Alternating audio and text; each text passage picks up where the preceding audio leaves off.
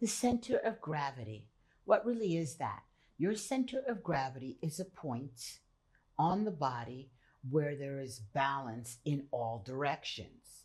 Standing up, it's about 2 inches under the belly button, right about where your sacrum and your vertebrae are. But the center of balance changes as you move, right? Because you have that center of balance, but you have 2 arms, you have 2 legs, you have your head, you bend over, you stand up on your tippy toes, you reach for stuff. So let's just say that you're holding a suitcase in your hand.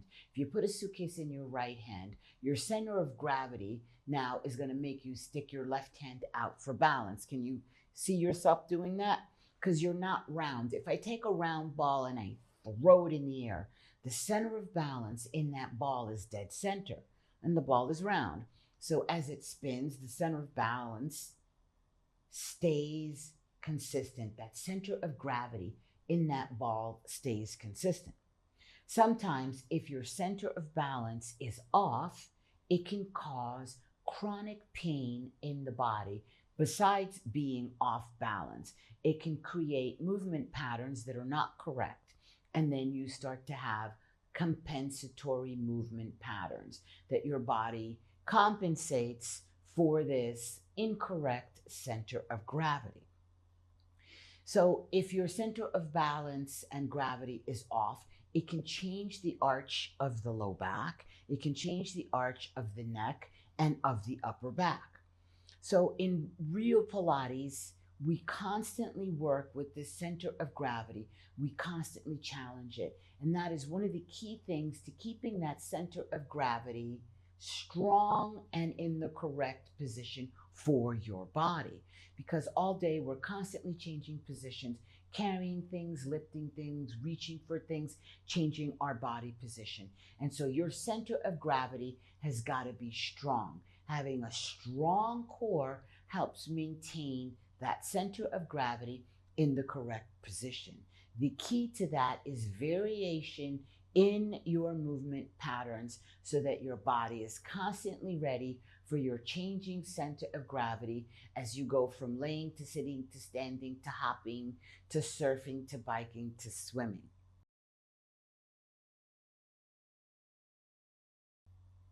So your balance is super important, and your balance uses the center of gravity to keep you, as you move, from falling over.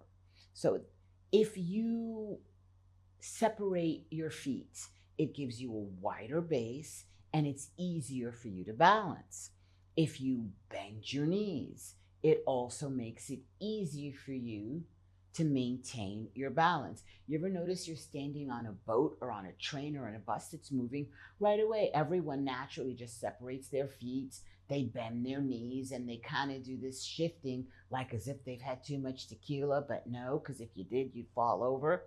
So all of that sense of balance is a whole combination of things coming together. It's a correct center of gravity.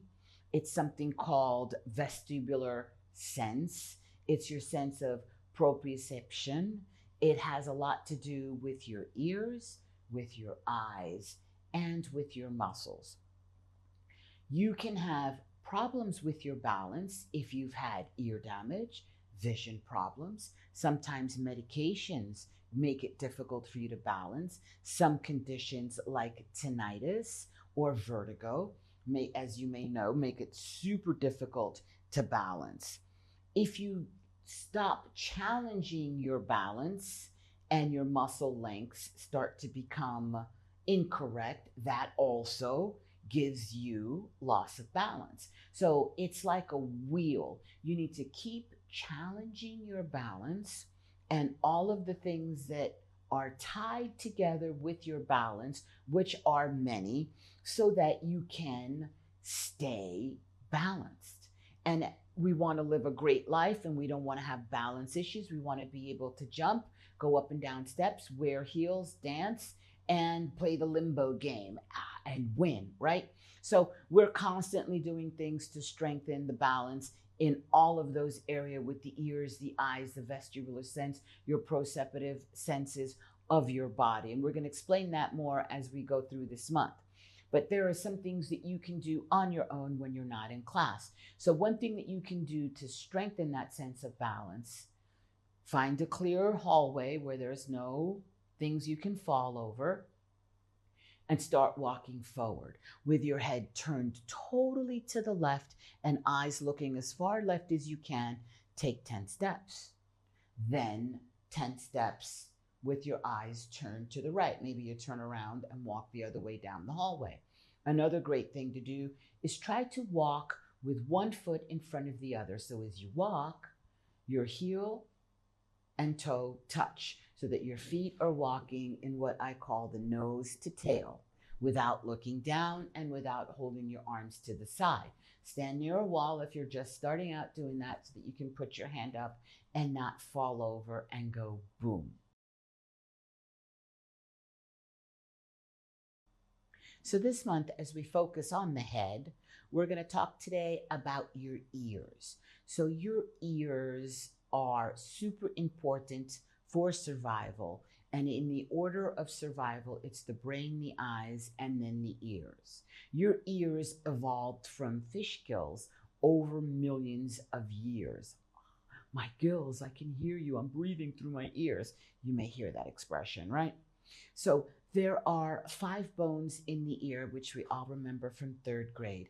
And they are the ear bones that help you hear. The cochlea in particular takes sound vibrations and it transfers those into nerve impulses and brings them up into the brain so that you can decipher and understand what is happening around you.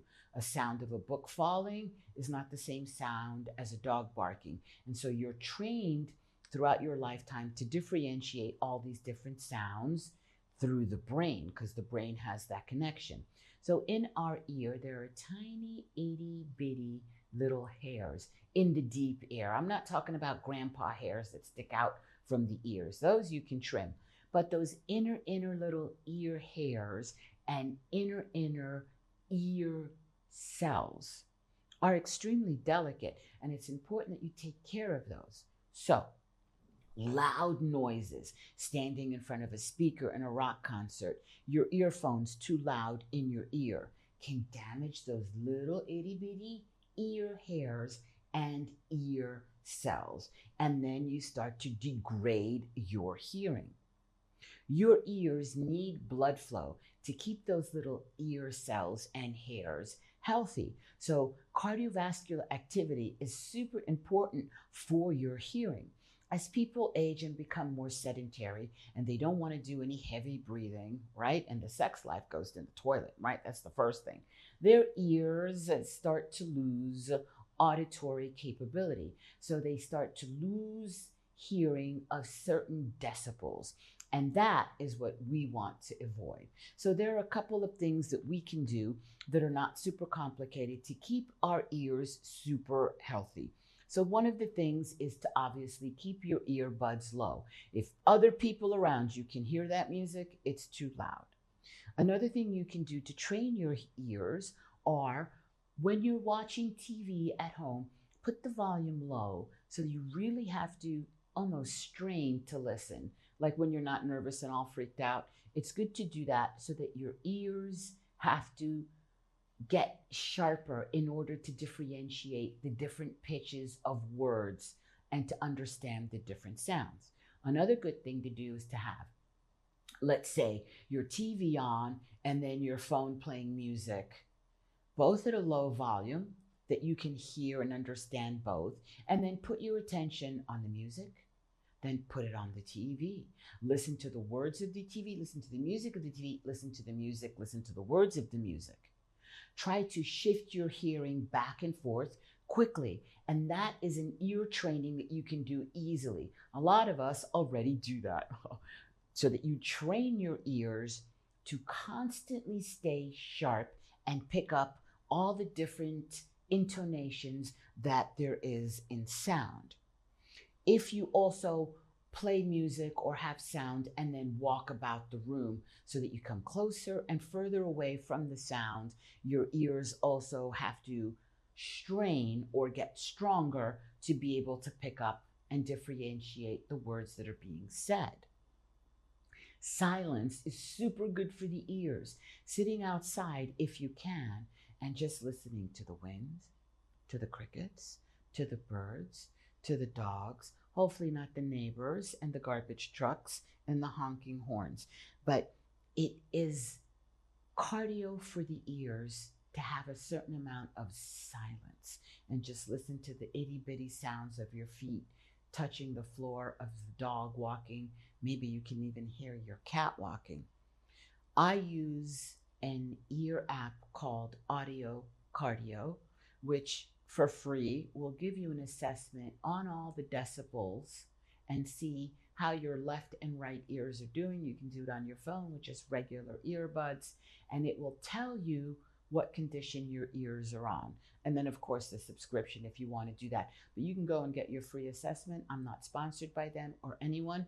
If you have another app, send it to me and I'll put it up on our site for all of you Real Pilates community to do and keep your ears healthy. Remember to keep your ears clean, to gently clean them with ear cleaners, to try to avoid leaving your ears wet, try to avoid poking them deeply with Q-tips, and most of all, humming is super good for the ears.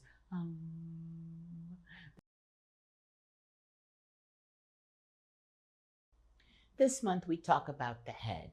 So the head, it's attached to your body through the cervical spine or the neck bones. The very first neck bone, which is numbered C1, is called the atlas. And just think of Atlas with his arms outstretched, holding up the world. The atlas cervical helps the head rotate. The up and down of the head is the second vertebra, which is the axis. These two vertebrae, along with the other 5, because you have a total of 7 neck vertebrae, are the tiniest, itty bittiest vertebra of the whole spine. They are the most detailed, and they are the ones that have the largest ranges of motion. There are so many neck muscles that support that bowling ball head of ours. Your head weighs approximately 3 pounds, and it's a lot of weight for the cervicals to hold up all day. Keeping all of those neck muscles, the front ones, the side ones, the back ones, strong are super important. The neck is naturally supposed to have an arch or a curve so that you can have a stable neck without straining the muscles. As you know, the circle is the strongest shape as the weight of the circle gets dispersed. If you push down on one end of a ball, that weight disperses through the ball, as opposed to a straight line where all the pressure will be on the spot that you're pressing on. So the spine is a series of curves for a very important reason, and it's super important to always work with your pillow when we're doing the real Pilates. We always work neck, head positions to keep all of those neck muscles strong. Your body has 2 ears so that you can differentiate where sound is coming from, right? Your body has 2 eyes because your eyes have, between the both of them, about 200 degrees of vision without moving your head. You have 2 nostrils because your nostrils do different functions. We're going to talk more about that. And you have 1 mouth so that you can speak, make sound, and eat and breathe when your nostrils can no longer suffice. So the brain has billions of cells called neurons. The junctions between those cells are called synapses. Synapses are constantly sending messages from one neuron to another through electrical and chemical messages that are transmitted from one neuron to the other within the brain. So the basic sensory function of the brain is memory and thought. So the brain and the spinal cord are made up of nerve tissue that are critical, right, for that central nervous system. And that central nervous system is critical for learning. The more that you keep challenging that nervous system through all of your senses, the sharper it stays and the better the brain health is. While we love the Sudoku and the puzzles and all of those reading things are phenomenal for the brain needs body sensory training in order to stay fully sharp and to its full potential of working. And we constantly are challenging that, as you know. It's important to do a variation of activities. We don't repeat variations in Pilates because the body gets used to it and then it ignores and it doesn't grow and it doesn't have a challenge. The body needs a sense of challenge to balance, proprioception, vestibular senses, audible, ocular, and all of those senses tied together are what really keep that brain sharp and functioning. It's the use it or lose it. So I hope to keep seeing you in. So this month, as we discover our heads, we're going to talk today about the eyes. So your eyes have natural protection. Amongst them are your eyelashes, the eyebrows to help absorb bright sunlight so that the light is not diffused directly into the eye, your tears, the eye glands that produce the tears, and your eyelids. Your eyes are capable of seeing over 10 million different colors. We have two eyes so that we can sense depth of field. If you have just one eye, it's much harder to judge how far or close objects are. Our eyes can see 200 degrees between our two eyes, and that peripheral vision is the corners that you see where your vision starts to disappear. It's important to keep your eyes strong and the eye muscles strong so that peripheral vision stays strong. And we're going to talk about that. The sunlight that is outside is a full spectrum of light. It has all the colors. As the sun starts to set, the blue light starts to go away. When the blue light from the outdoors goes away, your body starts to produce melatonin, which helps you rest and sleep. But since we're turning on lights, we're losing that natural melatonin production. Now, the blue light that we get from computer screens and from cell phones is sharper and different than the natural blue light. That blue light from the computers and the tablets really affects the circadian rhythm, which is the natural rhythm of your body when it's time to repair, when it's time to wake up. So it's good that you do things repetitively, like take your vitamins at the same time, work up at the same time, go to sleep at the same time, so that your body gets into a rhythm and it keeps your body really strong. First, the cell regeneration gets affected by the blue light, and it can cause retina damage if you're doing prolonged hours in front of a screen. So there are glasses that are made specifically for the blue light, and I do recommend them if you're spending more than an hour at a time on the computer. Your eyes process 36,000 bits of information per hour. 80% of all the impressions that we get that are stored in the brain are from the vision. God willing that you have vision. It's important that you protect your eyes when you're outside also, especially during the summer or if you live in places closer to the equator. It's important that your glasses have UVA and UVA protection. Make sure that your glasses are not just coated. The better glasses, the new glasses, have that protection in the actual glass, which is much better than just that little coating that goes on top of them. It's important for you to do maintenance of your eyes, and there's a couple of little easy exercises that you can do. So there is the 20-20-20 rule. If you're seated or standing, if you're looking at a screen for more than 50 minutes, it's important for you to take your gaze off of that screen and look out as far as you can, and then look at something close. So an easy way to do that is to put your thumb in front of you, bring it in close. When it starts to become like a double thumb, back it up. Okay, you're right there at the line where it becomes double. So look at your thumb and then look past your thumb, hopefully at least 20 feet away. Look out a window if you have one.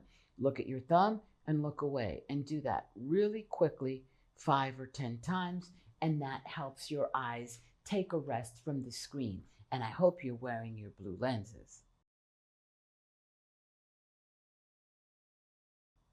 So this month, as we look at the head, we're going to talk today about the nose.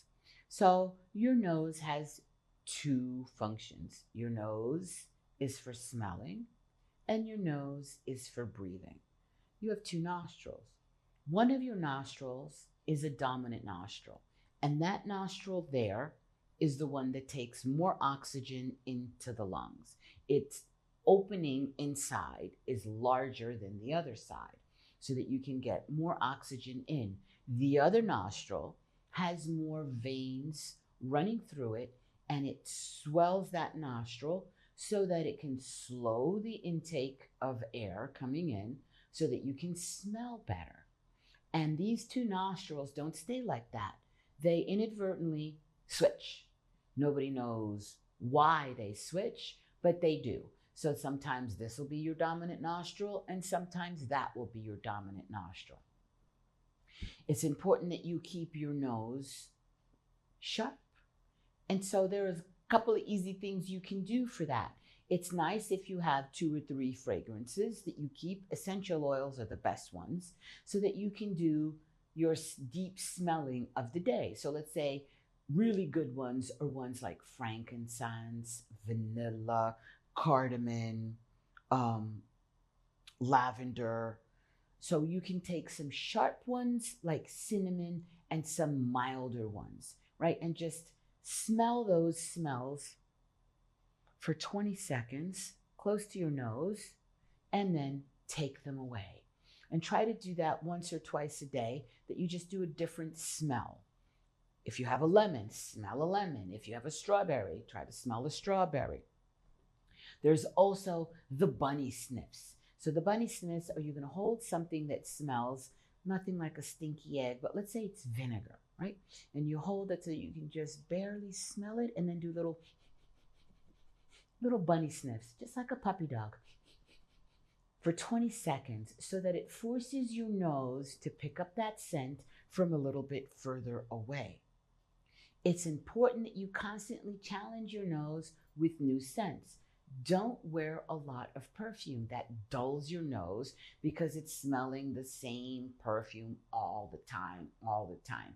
And beware that a lot of the synthetic perfumes that cost a bazillion dollars are chemically made, and they actually decrease your olfactory, your nose capabilities over time. Essential oils are always phenomenal. Lavender is really good for resting. Frankincense is good. Cardamom, saffron is really good. And it's important that you keep your nose in shape. So out of the connections to the brain, the eyes are an extension of the brain. The second one after the eyes is the nose. The nose is super important for keeping you safe, for smelling danger, fire, for smelling food that is foul so that you don't eat it and get sick. So do your little bunny smells. See if you can smell dirty socks. Oh, pinch neck. What is that? A pinch neck, you may have heard about it, you may have even had it, is when a vertebra or a disc in the upper spine, the neck, squeezes a nerve. And that can happen from a blunt force trauma, from an injury. Sometimes it happens as people age, if they don't keep their neck muscles strong. And it can also come from bad posture, which again is from a weakening of the neck and chest and upper body muscles. And certain muscles get too long, other muscles get too short, and it compresses the disc and vertebrae of the neck. It's also known as cervical radiculopathy. Yeah, I can't even say it, and I don't even want it.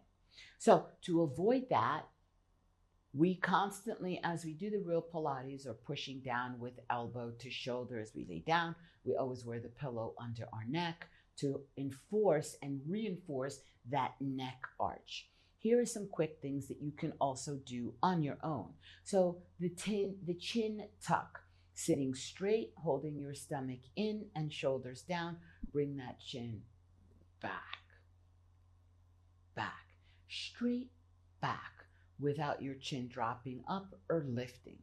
And then bring your chin out like a turtle. Out. We do that in class a lot, I know. Out. Then there is turning your head to your max and getting your eyes to turn in that direction as far as you can with your eyes high. We do that all the time. Super good. You can do that with grandma and your aunts and uncles. Get them to turn their heads and then eyes high as much as you can. It's important that you keep all of those neck muscles strong. But if you have a pinch in your neck, you can try to do a little gentle traction by hanging over, let's say, a bed with your bust and letting your head hang completely down so that gravity can gently put traction on your neck to help release the pressure from that disc that's pinching on that neck. Better posture through Pilates is really going to help you avoid that and cure that if you get chronic neck pains and pinches. Also, vitamin B1, B6, and in particular, vitamin B12 is super good because it reduces inflammation by coating the nerve endings, and it really helps soothe inflamed nerves.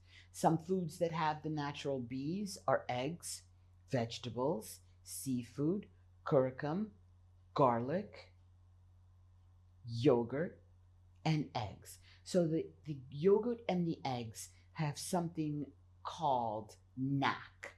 It's acetate, cysteine, and it's an amino acid. The abbreviation for it is NAC, NAC. And that is really good for inflamed nerves. It really helps with motor skills. It helps with coordination. And it's just a natural branch chain amino acid. You can always ask your health practitioner about NAC and if you should be on it. I take 1,000 milligrams a day just because it really does help with soothing inflamed nerves. And sometimes repetitive motions can give you those, like riding your bike a lot or sitting a lot. It's important to avoid pinched neck nerves and to know how to alleviate it.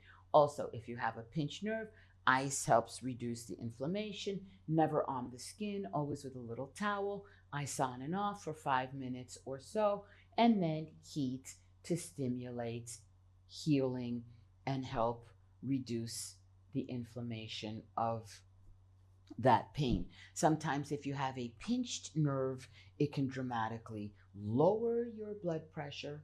You may not even know you have it. You may have a little discomfort in the neck, but one sign is dropping things in your hands, tingling or numbness in the fingers and hands, and sometimes even in the feet.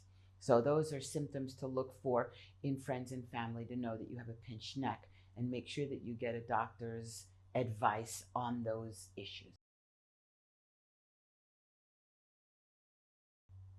This month, as we talk about the head on Real Pilates, today we're going to talk about the eyes. So we've talked briefly about the eyes, but I'm going to give you some eye strengthening tricks that you can do that are super, super easy. So the first thing we want to look at is nutrition.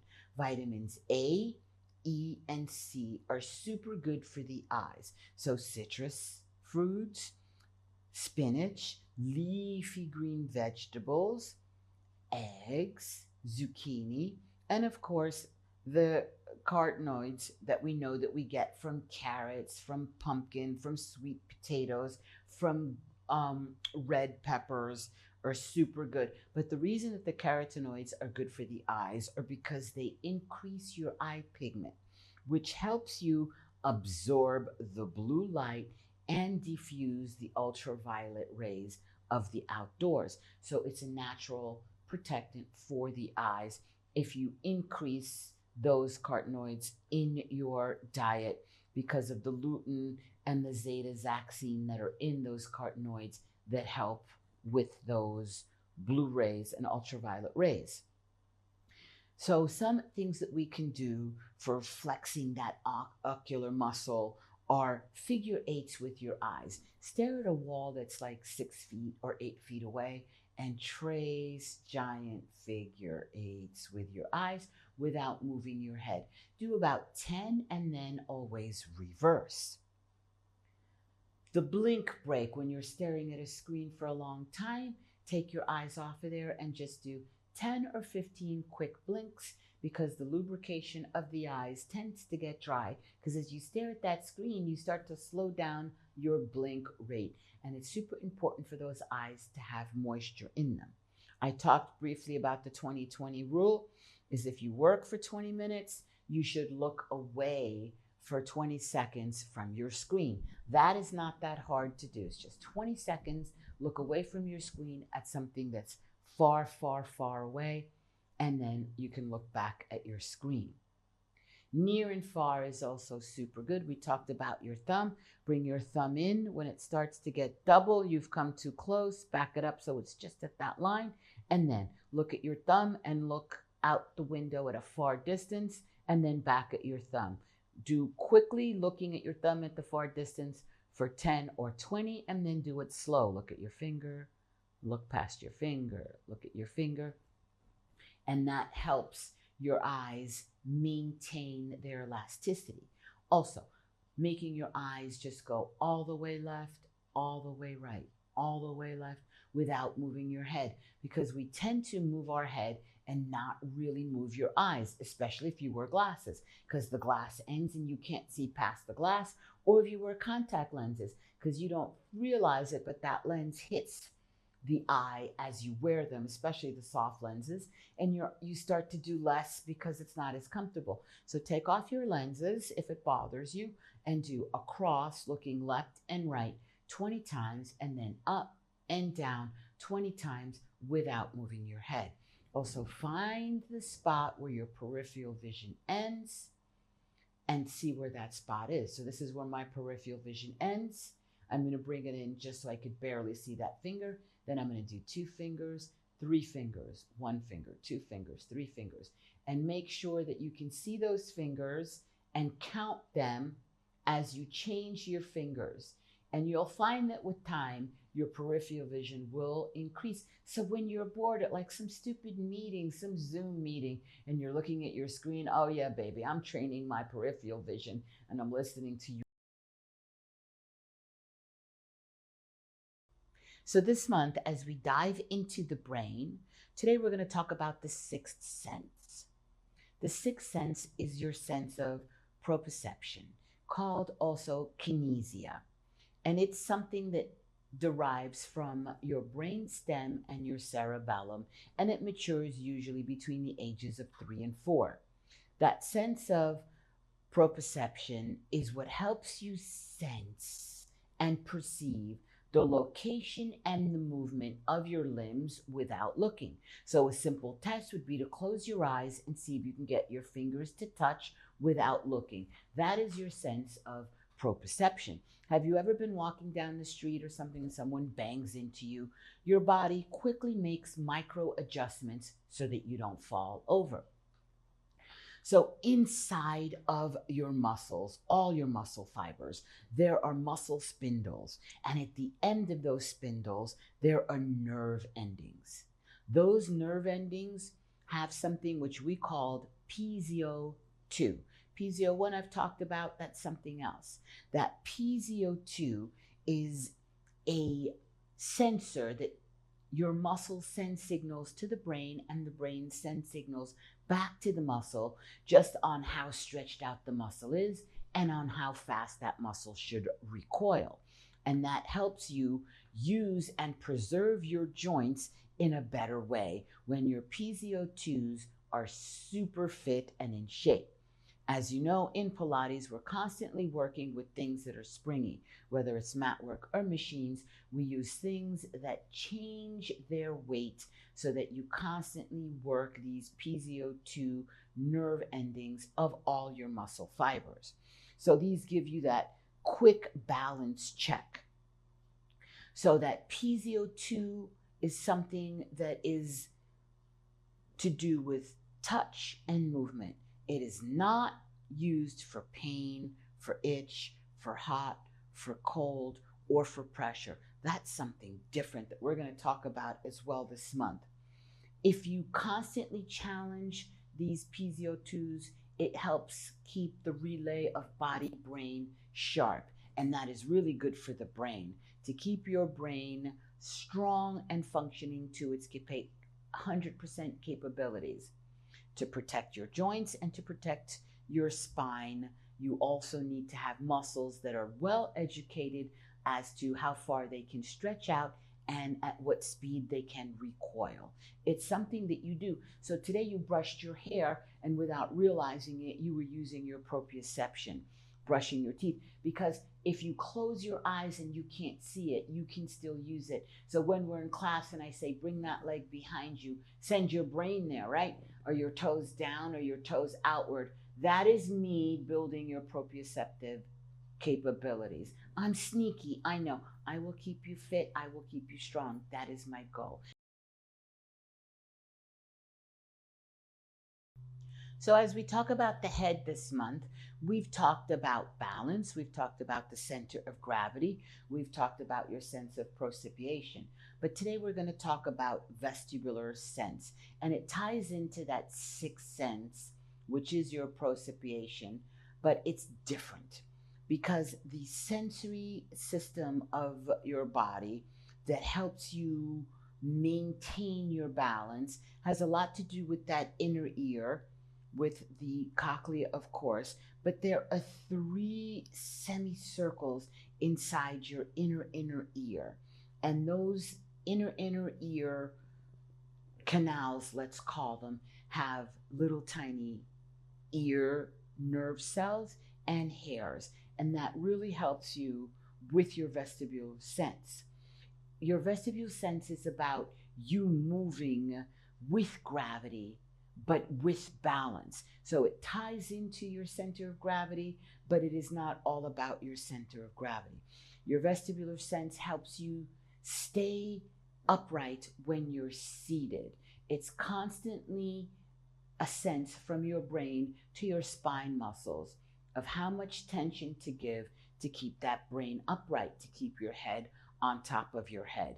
Sometimes as people age, they lose that connection and their posture starts to get really bad and they have a hard time sitting up straight. As you may know, sometimes people with severe Alzheimer's and dementia can no longer sit, not even in a wheelchair. They fall out of their wheelchairs. I know it's heartbreaking, but these are things that you need to know because I need you to avoid them.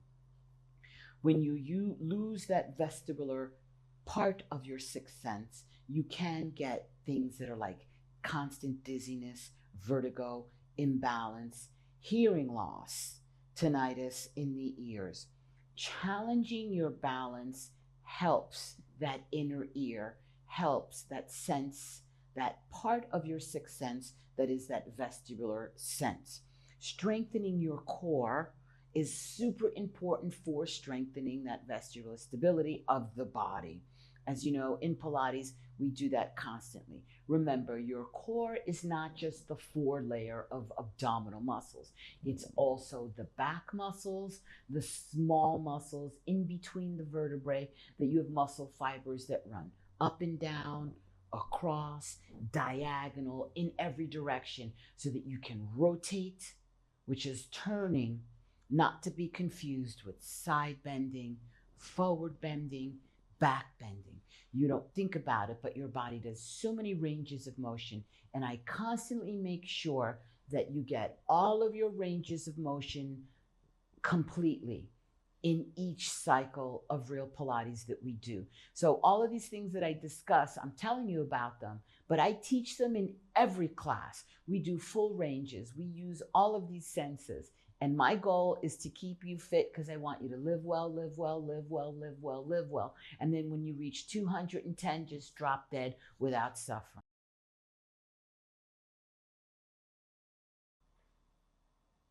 This month, as we talk about the head, we've talked about the sixth sense. So today we're going to talk about the seventh sense. Yes, and that is your immune input system. So the body is super complicated and super beautiful. You have immune cells that can detect internal and external microorganisms that do not belong, and they deliver that information to the brain. Your brain is your machine, it's your computer machine, and it integrates stimuli from the environment and it orchestrates responses. So these little immune cells, they tell the body, hey, something's wrong. So your body is constantly trying to maintain something that's called homeostasis. And these are things that are done involuntarily. Your blood pressure, your heartbeat, the blinking of your eyes, your breathing. Some of these things you can control your breathing and blinking, but other things your body just takes over, like your digestion. And these are things that are happening all the time. Yes, as you read and multi-class and you listen to your TV and radio at the same time. Soon as your body is not in a sense of homeostasis, where all things are good, the brain automatically gets a signal from these little cells. And these little peripheral immune cells are the ones that make up that immune input system. And so your immune system generates memories and it stores memories and it says, this is for this is for that. This we've already fought, and here's how we fought it. This we haven't fought, but it's similar to that. It's a complex system. You can have an acquired immunity, and you develop that over time as you have an exposure to various antigens that then your body conquers and it remembers, right? So this is the premise of all of the vaccines and stuff. But your body does this naturally before vaccines were invented.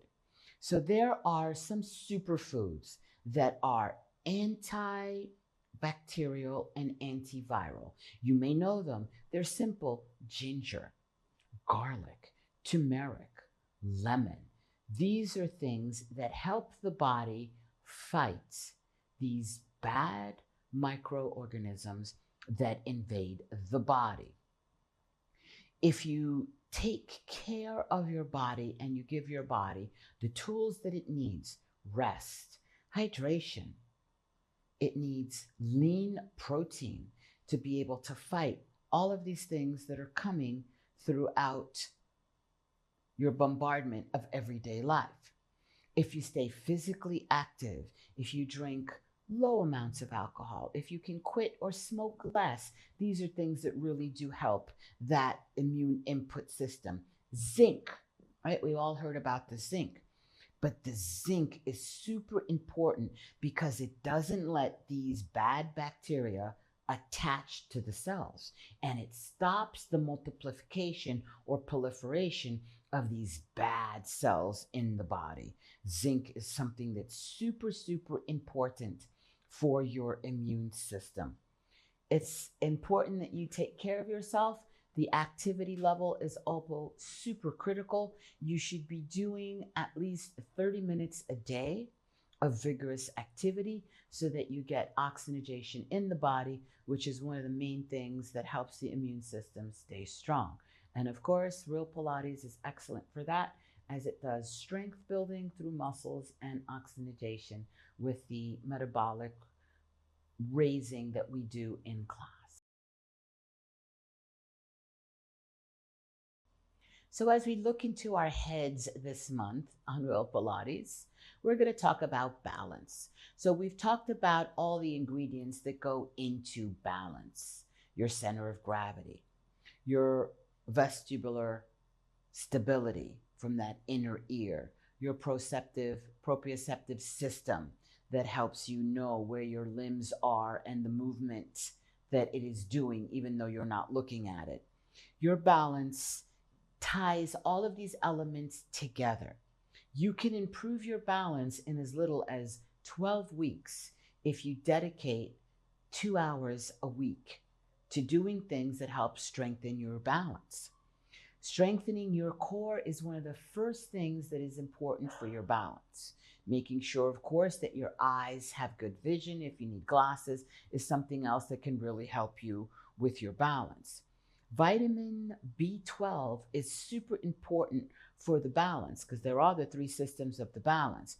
But the vitamin B12 in particular is helping the nerve endings in your muscles and in your central nervous system, because if your stress level is lower, your body has a better balance within it, keeping your muscles in the correct resting length. So that means as my arm is resting here, all sides of those muscles are in their right length. If I sit a lot and my desk is not the right position and my shoulders are lifted, it's going to create a shortness in some muscles and a too long stretched out in other muscles. That's why just passive stretching is not a solution to anything. When we do Pilates, we have one muscle group pushing against another muscle group so that the tight muscle gets elongated and that the stretched out muscle gets shorted using contractions so that the muscle has a memory and it retains this new position. So balance of muscles within the musculoskeletal system helps the body have balance. So some things that you can do to help strengthen your balance when you're not in class are standing on one leg. Pick up one foot and see how long you can stand on that one leg. You should be able to stand on that one leg without falling over for 60 seconds. We do dynamic balance in class where you're moving and static balance in class. I do a blend of that throughout the month so that I work all aspects of your balance with all the three systems, the proprioceptive, the vestibule, and the visual system of balance with the muscle length corrections as we work in class. But I need you to understand that. And so sometimes I tell you to look with your eyes or turn your head as far as you can. These are all things that are important for muscle balance, but also for balance.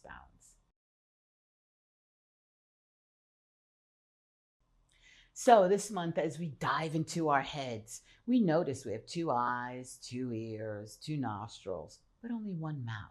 So you have the two eyes for depth of field, for seeing better radius. You have two ears so that you know where sound is coming from. You have two nostrils. We talked about the function of the nostrils.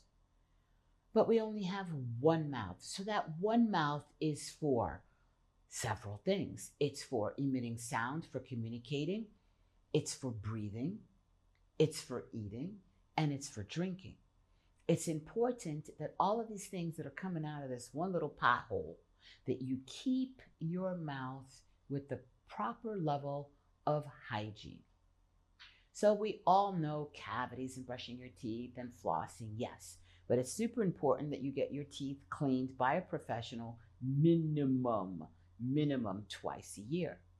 A lot of time, the bacteria that build up in the gums are swallowed, and they put bacteria into your heart and can give you heart conditions. That bad plaque that builds up on the teeth is also something that is really bad for the immune system, which is a precursor that helps sprout bad cancer cells. It's super important that you keep your mouth healthy, also for the level of blood sugar in your body, as people that are diabetic need to absolutely keep their teeth more healthy than just regular people. And a lot of these symptoms and diseases can start by bad mouth hygiene. We know that the Alzheimer's and all these brain diseases can be triggered by bad oral health, and it's super important. So, sugar, as you know, is not good for the teeth because your teeth are living. They're not like pieces of bone inside you, although your bone is living. Your teeth are living, and the pulp feeds those teeth, and circulation feed the pulp, which feed the teeth. So cardiovascular activity, yes, it comes back to moving your body. It's super important for the health of everything. Your ears need movement, your nose, your eyes, and yes, your teeth. So let's say that cutting down on sugar and cutting down on things that are acidic for the teeth. But you're going to be doing and drinking your wine. Maybe you're having a little cigarette. Maybe you're having, the coffee. Super important that you rinse your mouth. It's not that hard. You have your coffee, have a sip of water, and throw it out, spit it or swallow it. Super important to rinse your mouth out after you have something sugary, after you have something acidic. Be aware of all of these teeth whiteners that damage the enamel of your teeth. So as your teeth can kind of heal themselves, your enamel cannot be rebuilt. The cells that make the enamel on your teeth, once your teeth push through the gum when you were a baby, those cells go away. And now the enamel you have is the enamel that you have. It's important that you floss your teeth so that you get all the stuff that gets stuck in between the tooth and the gum. I love those little toothpicks that massage the gum, those little rubbery ones. It's good to alternate those with dental floss so you can do both of those. You don't have to do it at the same time. Brushing your teeth twice a day. Phosphorus also really helps strengthen the teeth. Again, eggs come back as the hero, but the whole egg, right? Eggs are super good for the teeth. So is seafood, and so is good lean meat. Bad breath is a sensor telling you that there is something wrong in the teeth. Your tongue also is part of your mouth. It's nice if you brush your tongue when you're done with the teeth. You don't have to go all the way back till you gag, but go as far back as you can. A tongue scraper is even better, but people freak out when you tell them that they need to brush and scrape their tongues because it gets coated with slime. So if you have a lot of hypersensibility in your teeth, if you're constantly bleeding in your teeth when you brush, if you have dry mouth, these are all signs, and bad breath, that there's something wrong in your mouth.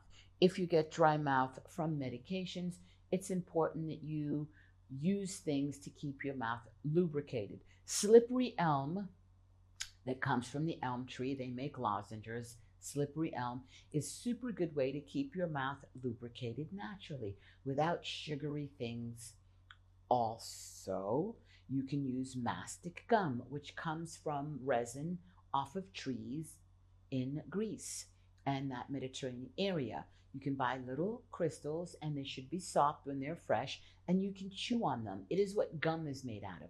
That mastic gum is super good for your nose. It's really good for the digestive system. You can swallow it, it's really good, the mastic gum.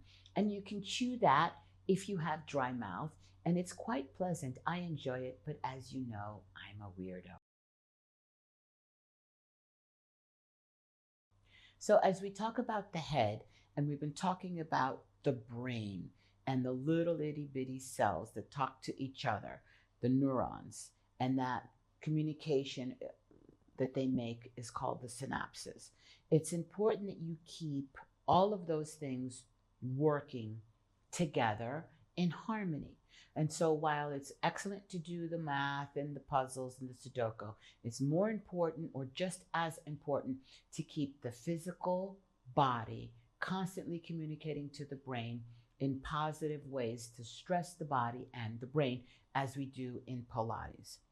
If you keep challenging your body with new movement patterns in different sequences, at different speeds, for different amounts of repetitions, yes, it's what we do: easy week, moderate week, hard week, and extreme week. Besides keeping the muscles shocked and constantly surprised so that they change and they stay strong, it's super good for the brain. It helps you stay injury free, and it helps you stay super strong. So within the body, it's the use it or lose it. You are either getting stronger and better, or you're getting weaker and less better. It's important that you dedicate time to your physicality and make room to do exercise. So don't knock yourself if you didn't get as many exercise sessions as you want. Your goal should be 2 exercise sessions a week, and anything after that is bonus. So set yourself up for success. Food and rest are also key to keeping the synapses clear. Dark green leafy vegetables, I know we say it all the time. Things also that are seed foods, pumpkin seeds, almonds, nuts, super good for the brain. Fish oils, as you know, is excellent. All kinds of berries. Avocados have excellent fats for the brain. Tomatoes. Anything that is fermented is excellent for the brain. Sauerkraut, kombucha, kimchi, miso. There's a million other ones. Yogurt, kefir, all of those fermented foods. Try to include one thing, olives, that's fermented, one of those things every day, even if it's an olive in the teeny. This is Pilates Master Nikki, and I'll see you real soon for another layer of Real Pilates.